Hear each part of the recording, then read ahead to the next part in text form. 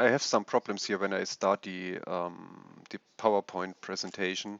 My screen gets moved here to the left, so therefore I don't start the presentation. I simply show the slides here in my PowerPoint.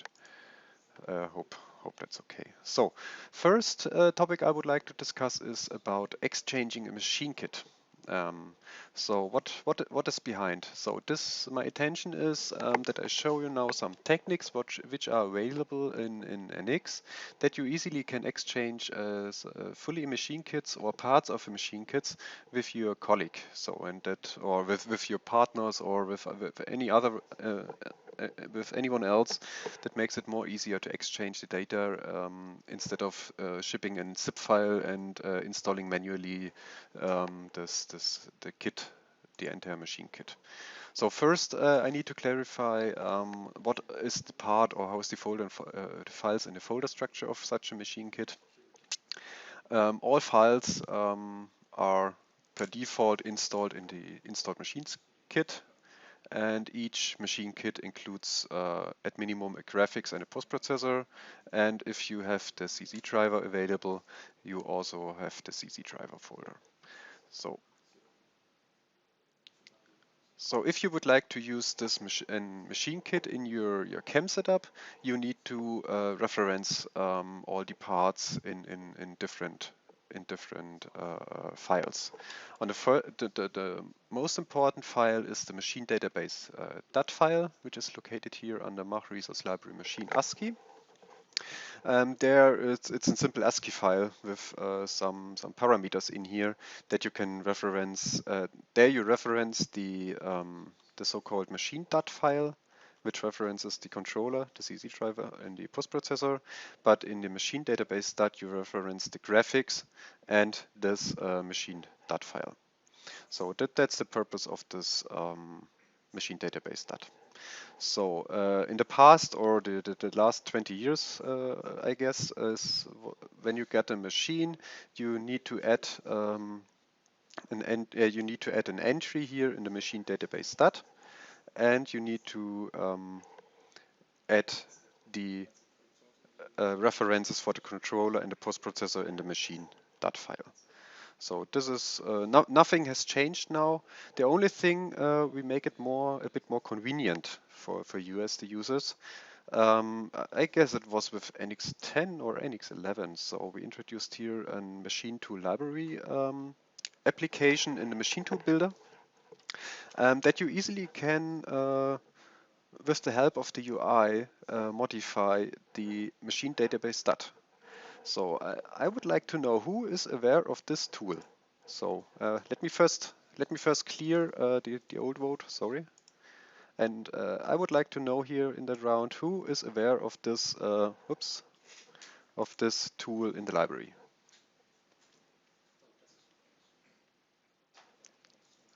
Okay. Oh, many green check marks. I'm a bit surprised. Okay, cool. Okay, 2/3 are aware of that. Good to know. Thank you. Where is my slide? Here we are. Okay, so what's the purpose of this tool for those who never worked with that is here you can modify the machine database .dat, you can add entries, you can remove entries, and another thing is you can export existing machine kits in a packed file, which can then later be imported on another PC. So we introduced this because when you do the manual entries in the machine database .dat, this is very error prone. So it's always a nightmare to add manually the entries in the ASCII file. So and the machine tool library tool should help to prevent you doing errors here. So how is the process at the end? First, I need to open an kinematic and part file which includes a kinematic, so which was created in the machine to builder application. So let me open open one kinematic model. This is the entry point currently, so you can open any part file, but important is that this part file includes a kinematic model as it is here from this machine. So here on the ribbon menu you have now two icons. It's the machine library and the import machine kit. So first I would like to discuss or show you here the machine library. We open this here, and here you see now the list of all installed machines I have running in my session here. Yeah, and as I mentioned, I can here add entries. Adding means it simply, when I select here one, and it simply makes a duplicate of that, which I can then easily modify. So let me add this here, some webinar. You can modify it and the controller. You can modify the type, and here the example. And the most convenient thing is here that I easily can select now the machine.dat file, that I don't have to make the entry manually in the ASCII file. I simply select now here an existing .dat file where the post-processor is referenced and the CSE driver is referenced, and the same here with the machine part file. So I easily can then select the part file which includes my kinematic, which was created in the machine to builder application. So I really like this because, as I mentioned, it's not really error prone, and it really helps to prevent you for problems here. So one other big advantage is so simply let me delete this. This was my preparation file. One other advantage we have is I can export an machine easily. But first, let me first add a machine in here. What I've prepared, I added this here. I created here under my C-Temp webinar. It's a basic training machine. Don't care about the name, but maybe this is a machine what you got from your service or from your colleague, and what you would like now to import now to your system. So first I copy the entire machine into my installed machines folder. Let me add this here. Simply copy it. So now let me delete this. And now I would like to add this into my database. I create here the entry, name it webinar, for example, select the controller and the type and so on. And now I select the .dat file. Sim basic training .dat, and also the part file. Let me go to the right folder, graphics, this one here, and my machine is registered. So, and if I would like to use this in my CAM setup, I open now a CAM setup and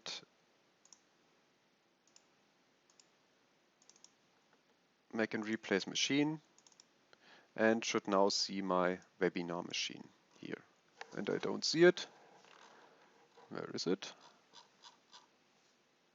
There was no update maybe? Okay. Sorry for that. Manufacturing.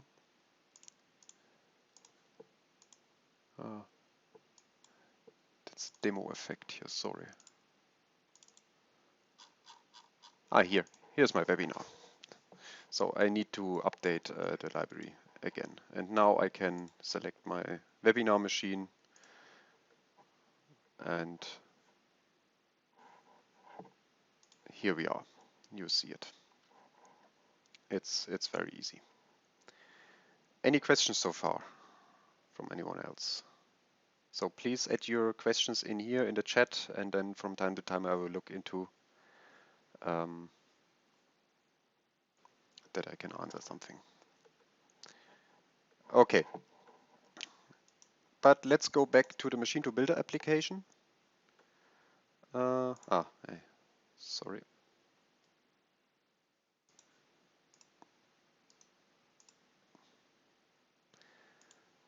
So now imagine I would like to export or move or send a colleague or my customer this machine. Then I press here the export machine kit, and I'm getting this dialog here.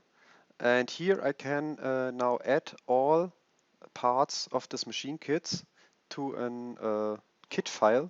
It's an MTK file, machine toolkit file, and I can add here files, new folders.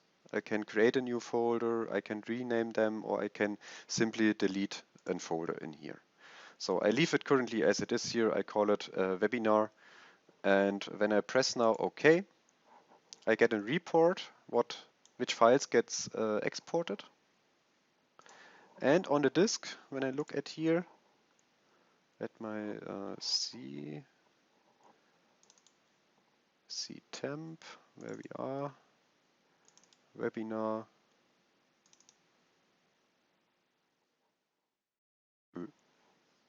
where is my machine? Ah, here, sorry, webinar MTK. This was now created. So, and now when, let me delete here the file. So now imagine we are on the second PC I'm now the colleague of Thomas, the other Thomas, and would like now to add this machine to my environment. I simply say import machine kit here in the machine tool builder application, select this MTK file, press OK. Okay, yeah, it was already in the database, sorry for that, and cannot be imported, but if it was not in the database, it will then be imported. Yeah. That's so far from exchanging a machine kit. Are there any questions? So let me open here this. Anton, you raised your hands. You would like to say something, or would you like to ask something, or is it? Should I clear it simply? Okay. Yep, I did it. Okay. In the meanwhile, oh, there's one hand. Jonas, if you would you yeah, you're right. It's very easy to delete a machine because you directly. So when you do modifications in the machine library here, it directly. Let me delete it. It directly deletes it out of the ASCII file. That's a fact. So also when I do here an entry, so generic, for example, it gets directly written into the ASCII file in the machine database stat without any prevention or any dialogue. So is there a requirement on your side? Do you think is it easy to get a backup file library for all standard? Yeah, you need to take care of this. So you need to make a backup. So first from this library, and it's on your hand to do this.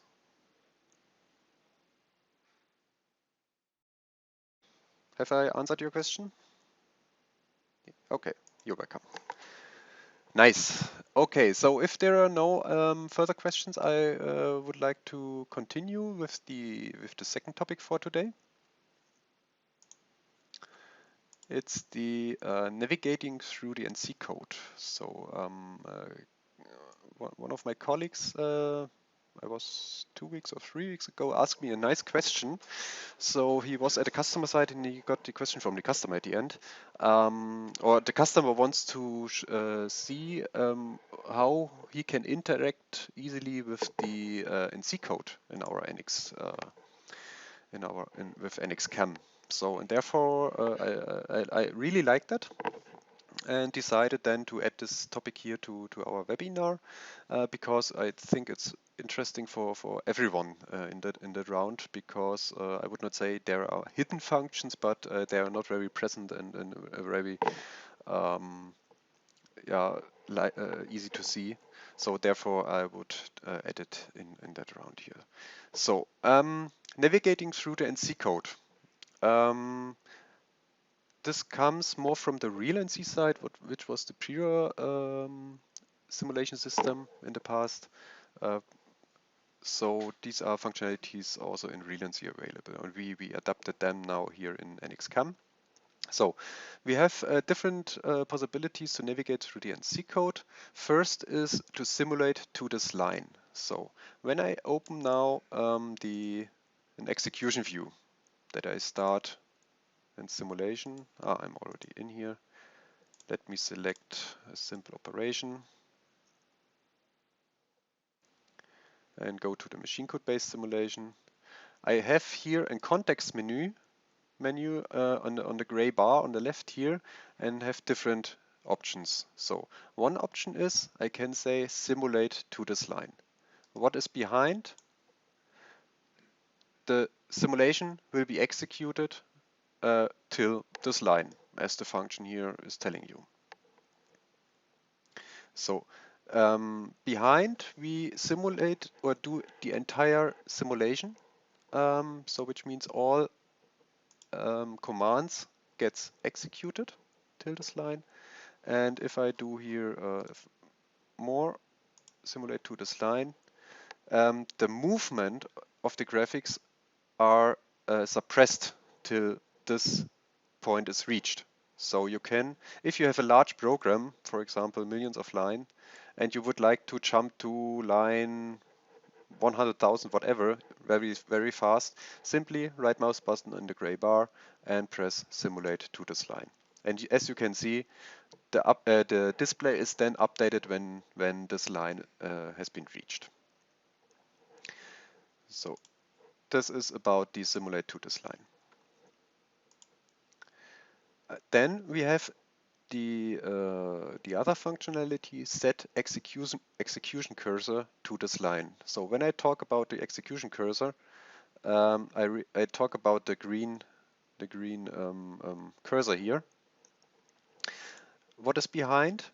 Let me make a reset because I'm till the end here. Set execution cursor to this line.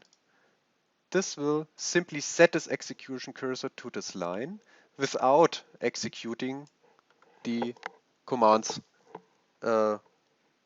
which were in between.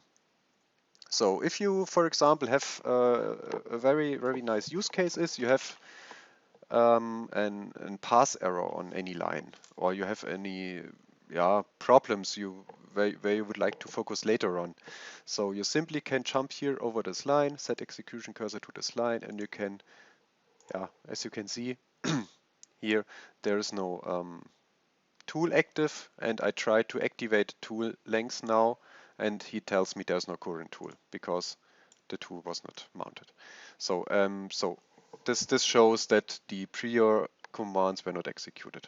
So as I mentioned, that is helpful to overcome problems where would you like to focus on later, and or simply would like to jump to a certain position in the NC code also here later. But be aware, there's no states were set from the prior commands here or executed at the end. So any questions so far? Let me look in the round here.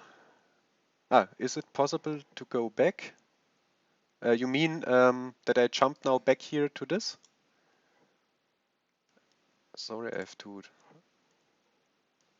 I can set the execution cursor wherever I want. So I can make it forward or backward, and as well with the simulate to this line.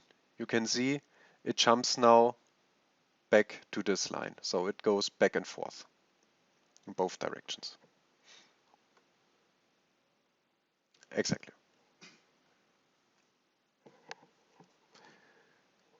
Good. May some of you asked why is it now a yellow execution cursor? Because now we are on the history buffer. So let me explain it in a different way. So as long as the cursor is green, we do the interpretation of all commands on demand. But when we go backwards, we don't interpret again the commands. We simply make it's like a play of a video. All what happens before is simply played again, but not interpreted again. Therefore, we call it here history buffer, and we indicate it as well with the execution cursor that he is now yellow instead of green.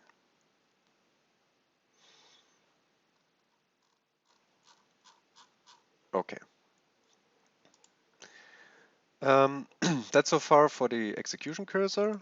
Now I will talk about the breakpoints. I think this was a very huge not investment, improvement, that we can set breakpoints now in our simulation. So what is a breakpoint? I think it's very easy. I can add here in the gray bar on the left. I simply set it with the left mouse button and press play, and the simulation stops at this breakpoint. Very easy. I can add breakpoints as often, as much as possible if I like. But what I also can do is I can now with the context menu deactivate the breakpoint. So if I added some points and I would like to store the line, or yeah, save the line, I can simply deactivate them, and then the simulation jumps over it and yeah, continues. So, and when I press again on it, it gets removed, and I can set it again, or I can make it with the context menu. Either deactivate and activate, or directly delete the breakpoint. Within the program manager here, I I get here in the information section. I'm not sure how many people are aware of this. I have the feeling not many people know this information section in the program manager. I have the overview of all set breakpoints here, and I can also interact with them. I can say deactivate or delete, and as you can see here, it it is automatically in sync, not automatically, it is completely in sync with the execution, with the current execution. I can say now deactivate here, it's now on line 19, and can I activate or delete? Yeah. Um, this is for the interaction with the breakpoints. So we also have matching breakpoints. So for example, I would like to stop the simulation on each M6. So let me remove this one and press play, and you see the M6 now gets marked here in red and stops because this condition matches, or this string matches here in that line. I can also use this also for a huge NC code if there are millions from line. If I would like to stop at a certain tool or an operation or a comment, whatever I like, I can simply add here a match, a string match, and then the simulation stops that I can investigate and go into the investigation task. I think it's very helpful. That's for the breakpoints. Yeah, one important thing is, or maybe a helpful thing is, so when you save now your part file, um, all breakpoints gets saved and their states if they are activated or deactivated. So if you transfer now this part to your colleague or to anyone else, and he should investigate now some problems, simply save the part file, and all breakpoints are also saved. So that really helps to interact with different people. Yeah. Another thing is which is really helpful. You can use the keyboard, some keyboard hotkeys to step or play. Oops, let me. Play is in P. So let me close this. P, you see, I press now P again, and the simulation starts. And the same with the S, it stops. And with the arrow key to the right, I make a step. Depending on the mode, what I've selected here with into, over or out, and the same with the backward. As you can see, I press now my left arrow key, and instead of using here the icons on the ribbon, you can use the keyboard, the hotkeys on the keyboard. Yeah, that's it for the navigating through the NC code. Here's one more question from Naresh. Can you also edit the G code when you see something? When you see? Sorry, I don't get it really, Naresh. Can you explain it in other words? What do you mean with you see something? That's not clear to me.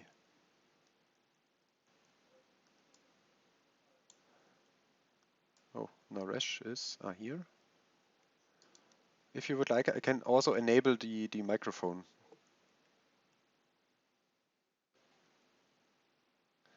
You're checking the execution and want to change something.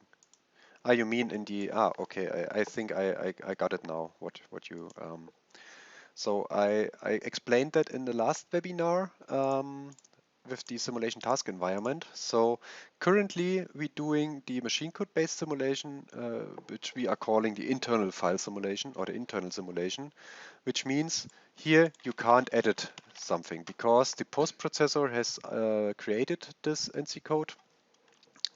And we say, okay, we want to prevent you that you can edit the post-processed NC code. So if you would like now to do some customization on the NC code, simply switch over to the external file simulation.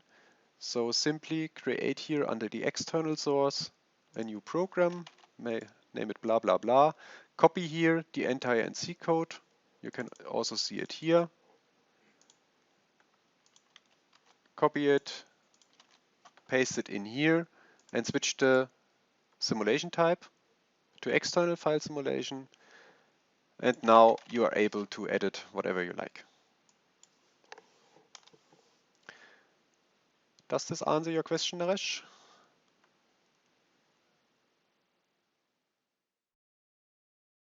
Okay, cool. Yeah, but the workflow here, what I've shown in very short, was explained in the last webinar, where I introduced the entire simulation task environment. Okay.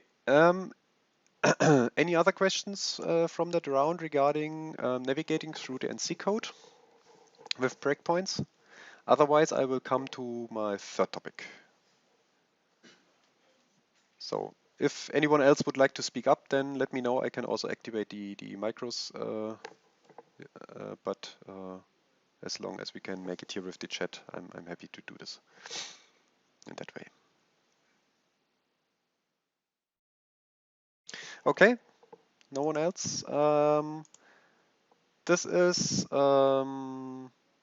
yeah, initializing a custom simulation state. So this is also a topic what I put it on the list here. Because in the last weeks I got some requests where I had the feeling that the users were not had not the experience or the knowledge how an simulation gets initialized. So one important thing is this has never been changed from NX 7 or 7.5 till the newest or the latest NX version. So only the display has been changed. But first, let me talk about subprograms and the INI files. So with a subprogram or an INI file, you can set a certain simulation state, which means when an INI file gets sourced, this INI file can have subprograms or set variables. With the NC code, you can set an simulation state. Very easy. So where are the locations on your disk for such INI files and subprograms? Here is a nice table. You will also find this table in the out-of-the-box documentation, which is located here under Mach samples and C simulation samples, and in here is a PDF file. Let me open this here and move it to here, and there's one topic, detailed information about INI files. So you also have the same sheet in here and some explanation around. But today I would like to discuss it here in all details. Yeah. We have 3 different places available where you can add subprograms and INI files. So the first thing, or the third, it depends on from which order, from which view you have. The first thing is if you set the UGII chem CSE user dir, then the CSE automatically looks at this path. Here, for example, I set it to ctemp and INI folder. Then it looks automatically in here for INI file. So if in here is an INI file, this file gets automatically sourced. And if I would like to add a subprogram to this user dir, then you need to extend the location with subprog. So then the second location is the chem, where the chem part file is located.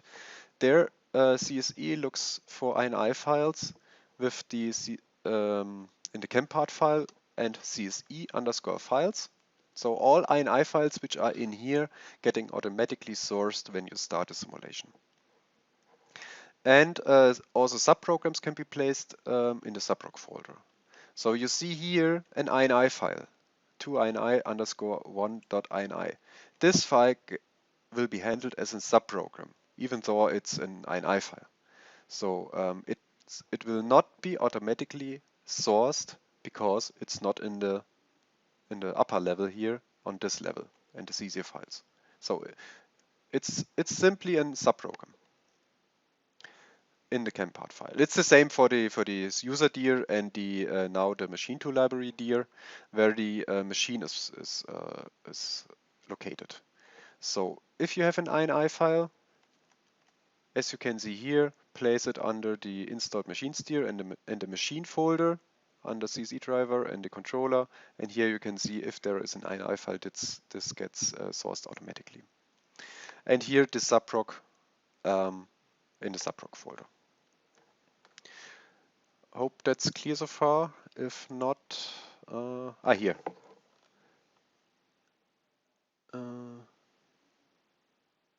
Okay, Naresh, let's talk about later about this. I will. So please remind me at the end, then we can talk about. Okay. So yeah.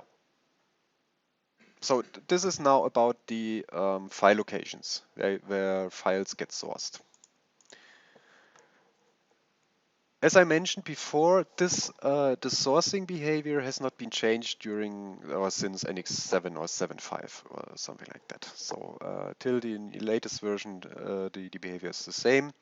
The only thing what we have changed is we introduced with NX 12 the program manager, where we now can display all the sources or the folders where the files are in here, the INI files in the subprogram folders. So if you have set the CSE user dir with the env, you get this node in the program manager with INI programs, subprograms, and ZIG archive. So the chem setup folder or the chem setup node is related to the chem part file, which is described here. And the machine node is related to this one here, also with the INI programs, subprograms, and ZIC files.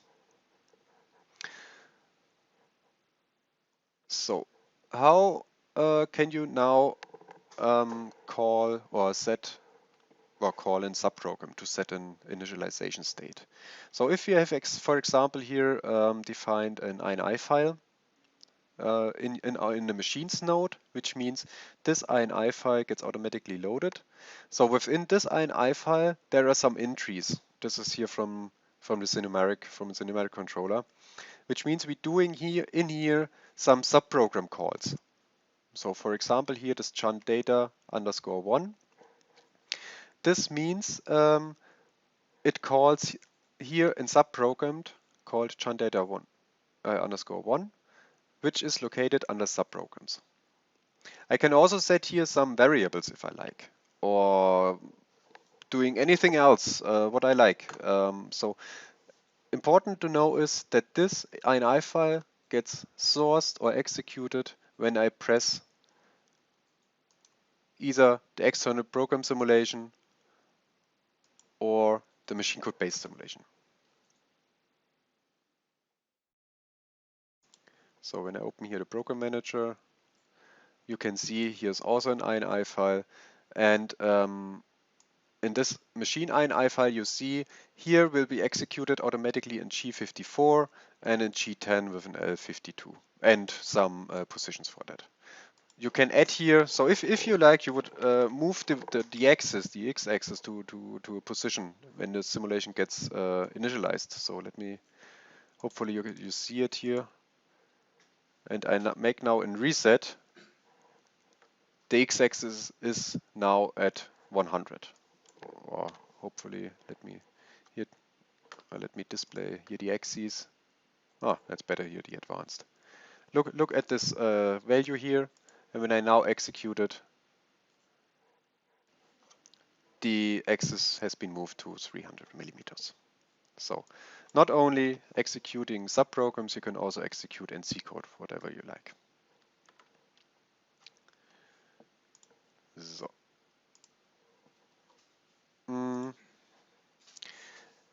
There's one important rule you need to follow.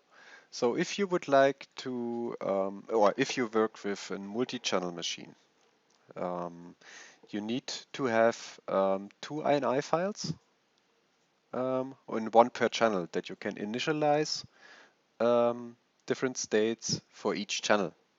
So for example, the Sim17 machine we have, or the Sim15, it's the same. These are multi-channel machines.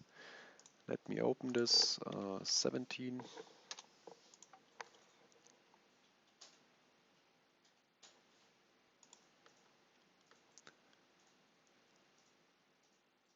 Oh, come on. When we open here the program manager, you see here there are 2 INI files in the machine node, and we do some things here inside the INI files. So as I mentioned, when you press simulate machine, these INI files for CSE simulation will be sourced, and the content will be executed, even if there is NC code in or an subprograms in. Okay. Any questions to the subprograms are here? All are read it, or only the first one? This is a very good question.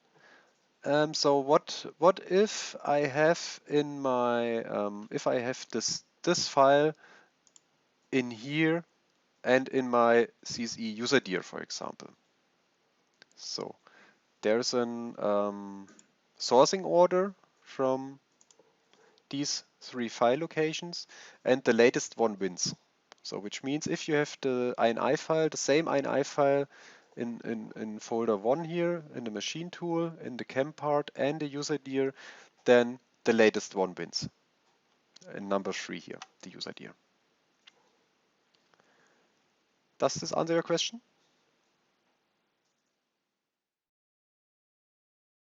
Francisco? Great.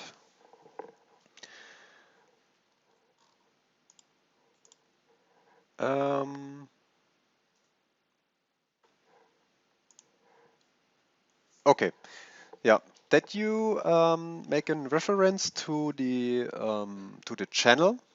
As I mentioned, there's an important rule that you have a reference to the channel. We have here an, as you can see here, an -1 and -2. So this is also one important rule you need to follow. The name here behind the minus must match the name of your channel, what you have defined in your kinematic model. So if you add here webinar 1 and webinar 2, for what reason ever, you also need to add here webinar 1 and webinar 2 behind the minus sign. This is one important rule, but this also has not been changed since NX 6 or 7 or 7.5. Okay. One side note regarding the program manager. So if you are familiar with adding files on the disk, you can do this. You can go to the folder here and add also some subprograms and INI files and stuff like that. But then if you do it externally on the disk, you need to tell the program manager that these files are now existent on the disk. So you need to update the program manager. So all, and for the content as well. So you see here now the content here of the sim17 vertical blah blah blah INI file. When I go now to this location and or let me open this in my editor. I have it here on my other screen, and I do here now some changes. There we are. Let me pmac. It's write protected. Sorry. So you see, it will not be changed. Also, except I press here the reload program content. I have to save it. Sorry. So then I have explicitly manually set here reload program content, and then you can see the pmark. So as long as you don't have updated the INI file, the simulation works with the state which you see in the program manager. So you can do modifications on your disk, whatever you like, but when you now execute the simulation, this will not be considered, as long as you don't, as long as you have updated the program manager. It's the same for the content and for subprograms. So if you for example add to this path inside the subprogram path a new subprogram, for example here, let me add a new one. Let me call it webinar.spf. You see it, you don't see it in here, and also when I say now reload program content, it will not be displayed. Now you have to make a replace machine that the program manager gets reinitialized. So, and one important rule what you always have can keep in your mind is only what the program manager knows can be used for the simulation. This is one simple and important rule. So let me pick here the. Okay, show Marcel. If there's a different but with the same name. If there is a different subprogram but with the same name. It's the same as with the INI file. So if you have a subprogram in the machine folder, if you have a subprogram in the chem folder, it's also the order, the sourcing order in this table. The user dir wins against the chem part, and this wins against the machine tool part. Machine tool folder, sorry. Does this answer your question?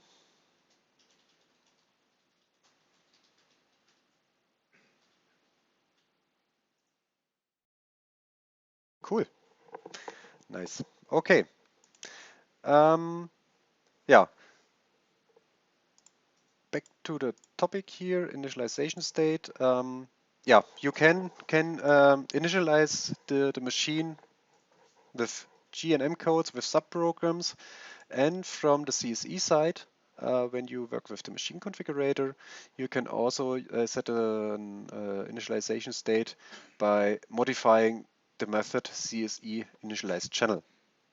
So let me open this.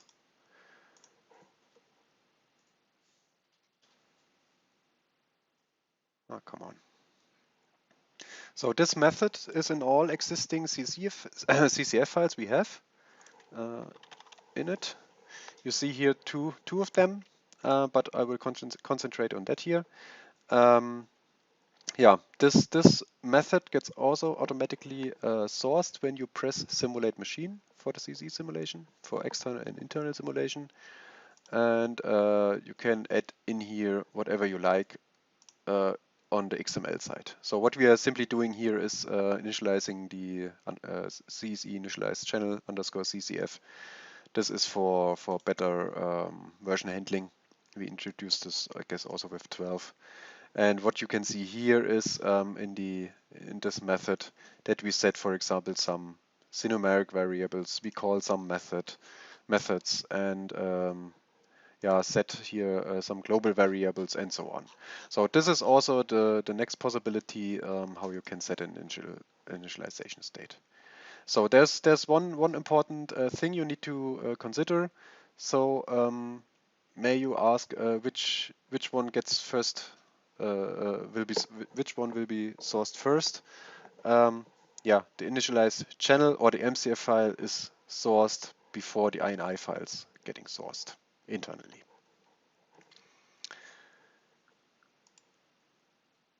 That's it from my side for the 3 topics for today. Are there any open questions except the question from Naresh? I will talk about now at first. Thanks for the applause, Jonas.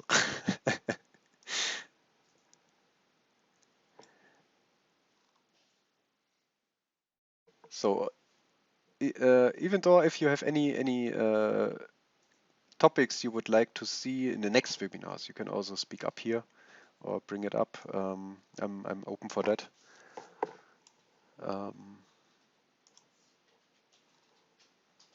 Thanks, Bruce. Where to find information about the parser? That's a good thing. Getting information about the parser, you mean customizing the parser? Yeah. So either you go to a training or a workshop, what I'm doing, or you look at the at the manufacturing forum where we are. I'm looking for my browser here. Give me a second.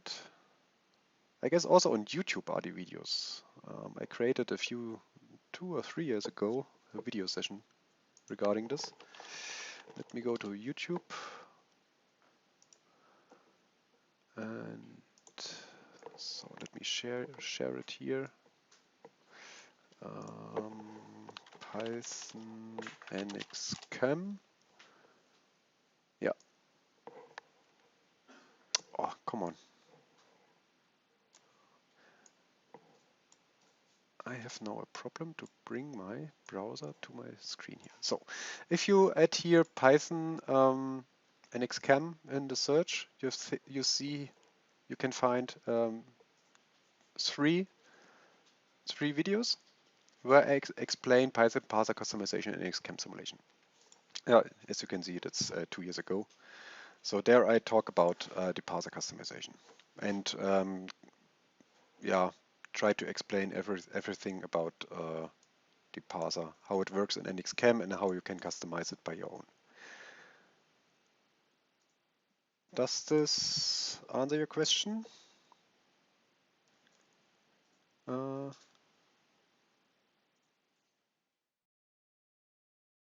Okay, First, Anton, yes.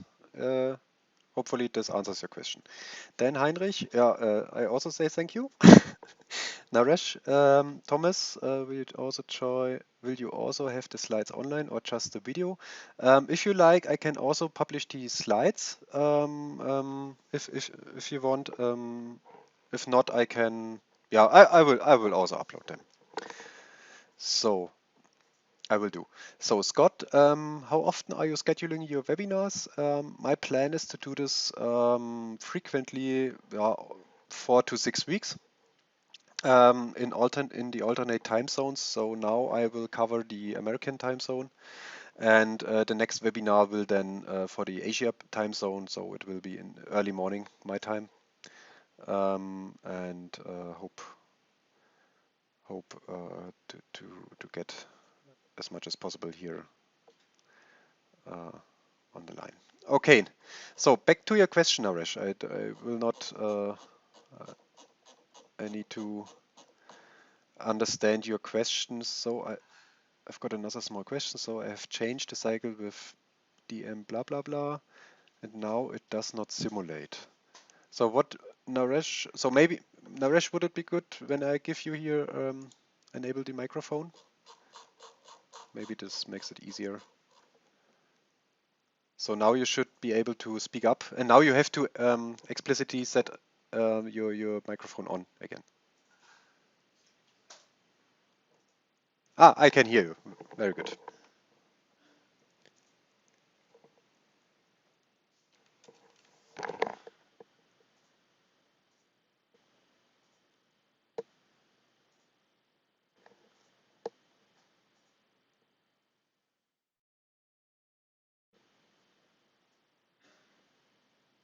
Yeah.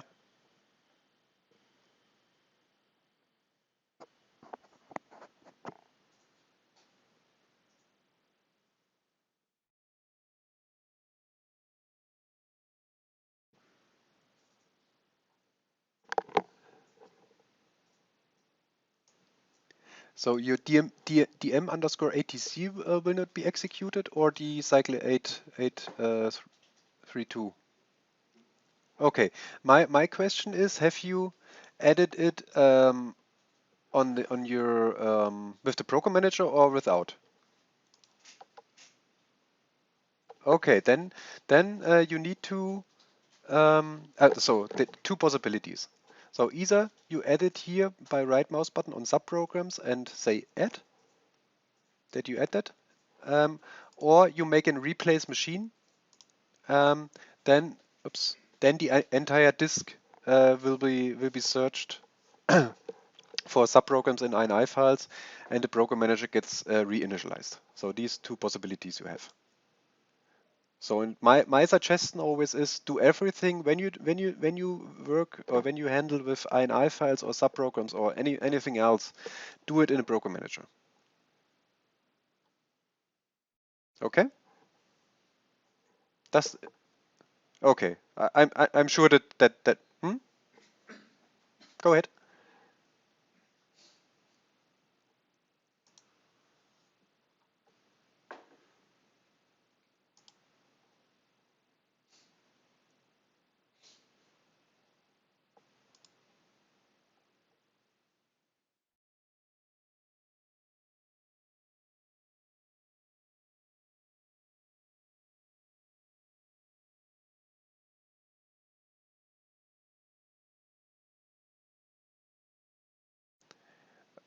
You mean in NX Chem or overall NX?